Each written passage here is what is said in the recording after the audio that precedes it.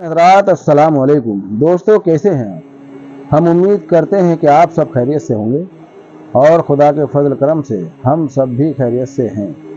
تو دوستو، جیسا کہ ہمارا موقف ہے شان اہل بیت بیان کرنا، یعنی اہل بیت کی شان بیان کرنا اور فضائل اہل بیت بیان کرنا، تو دوستو آج ہم بتائیں گے صراط مستقیم کیا ہے، صراط مستقیم کس کو کہتے ہیں۔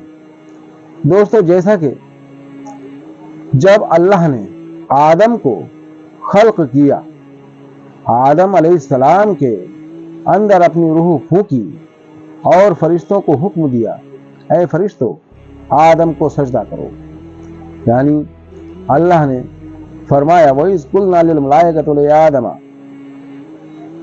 یعنی اے فرشتوں آدم کو سجدہ کرو۔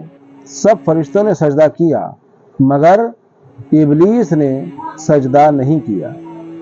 جانتے ہو اس کی وجہ کیا تھی؟ ابلیس نے کس لیے سجدہ نہیں کیا؟ یہ تو وہ جانتا تھا کہ اللہ نے اپنا خلیفہ بنانے کا جو مشورہ کیا تھا وہ اب خلیفہ بنانے جا رہا ہے، مگر اس کو گمان یہ تھا کہ میں خلیفہ بنوں، مجھے خلیفہ بنائے۔ مگر جب آدم علیہ السلام کو اللہ نے بنایا اور ان کے اندر روح پھونکی اور فرشتوں کو حکم دیا کہ اے فرشتوں آدم کو سجدہ کرو، تو ابلیس اسی بات پر مایوس ہو گیا اور اس کی مایوسی کی وجہ سے اس نے سجدہ نہیں کیا، اور اس کے اندر تکبر یہ آ گیا کہ وہ تو کروڑوں سال سے اللہ کی عبادت کرتا ہے، تو پھر اس کے علاوہ کسی اور کو خلیفہ اس نے کیسے بنا دیا؟ اور آدم کی حیثیت ہی کیا ہے؟ اس کی نظر میں حضرت آدم علیہ السلام کی کوئی حیثیت نہیں تھی، کیونکہ حضرت آدم علیہ السلام کو تو اللہ نے مٹی سے بنایا، مٹی کا پتلا بنایا اور پھر اس کے اندر روح داخل کی اور پھر فرشتوں کو سجدے کا حکم دیا۔ ابلیس کو مایوسی چھا گئی کہ اگر سجدہ کرانا تھا تو مجھے کراتا، کیوں کہ اللہ کے نزدیک، اللہ کے قریب، اللہ کا عبادت گزار، عابد، زاہد تو میں ہوں۔ یہ آدم کو ابھی اللہ نے بنایا اور اب اس کے آگے مجھے جھکنے کا ہمیں حکم دے رہا ہے، اس لیے ابلیس نے سجدہ نہیں کیا۔ اللہ نے وجہ پوچھی، اے ابلیس، اے اجاجیل، تجھے کس چیز نے روکا؟ اس نے جواب دیا، اے اللہ، یہ خاک سے بنا ہوا ہے اور میں آگ سے بنا ہوا ہوں۔ یعنی اجاجیل نے اپنے آپ کو بہتر اور حضرت آدم علیہ السلام کو کم تر سمجھا، اسی لیے اس نے آدم علیہ السلام کو سجدہ نہیں کیا۔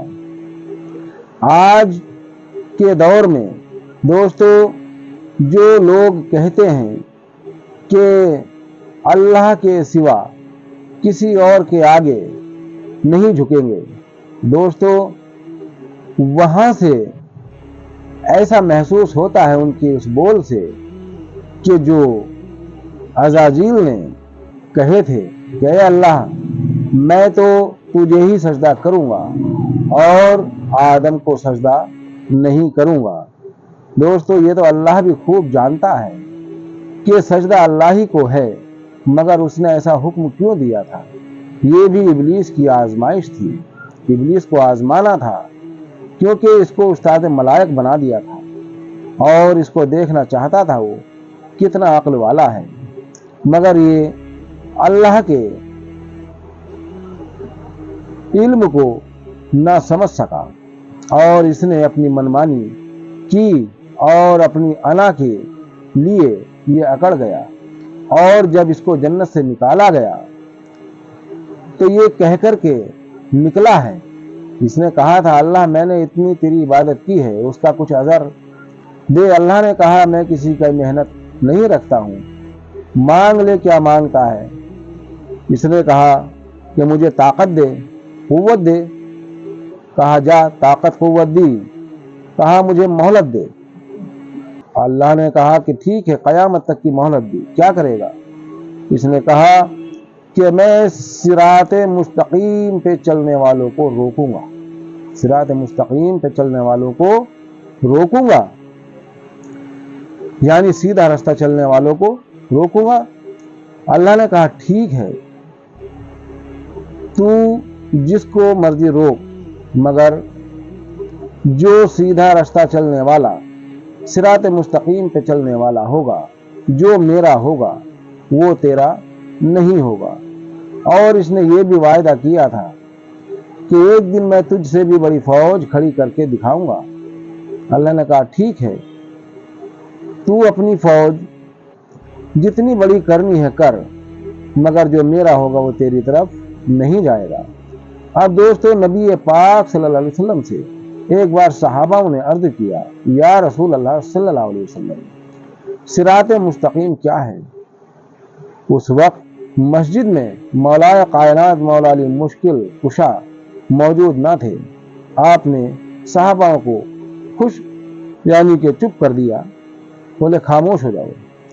پھر دوبارہ کسی نے پوچھا، اسی طرح سے جب کئی بار پوچھا، اس کے بعد مولا علی مشکل کشا جب مسجد نبوی میں تشریف لائے، آپ نے مولا کائنات مولا علی مشکل کشا کو اپنی طرف بلایا اور اپنے سینے سے لگا کر کہا، تم صراط مستقیم پوچھنا چاہتے ہو؟ صراط مستقیم کیا ہے؟ صحابہ نے عرض کی، یا رسول اللہ، ہمیں بتائیے صراط مستقیم کیا ہے؟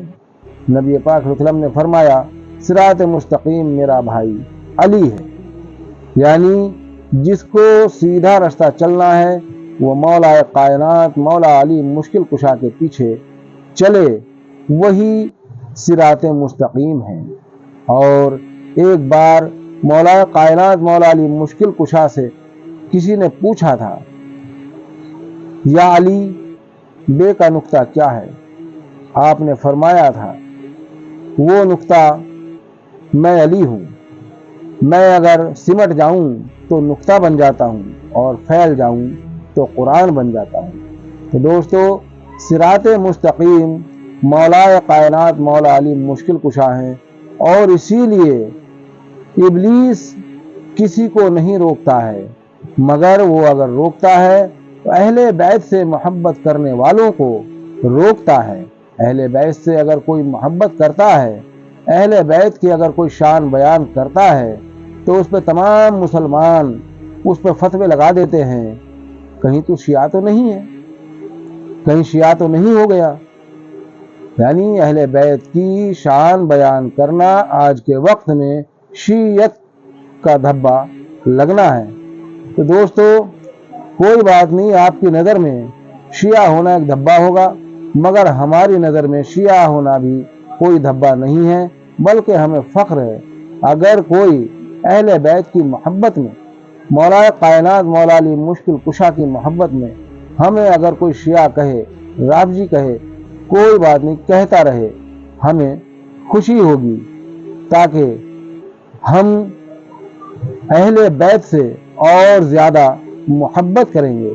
اور ہماری دعا ہے کہ جن کو معاویہ بن سفیان سے محبت ہے، وہ دعا کریں کہ ان کا حشر اس کے معاویہ بن سفیان کے ساتھ ہو، اور ہم دعا کرتے ہیں اللہ ہمارا حشر مولا کائنات مولا علی مشکل کشا کے ساتھ ہو۔ السلام علیکم۔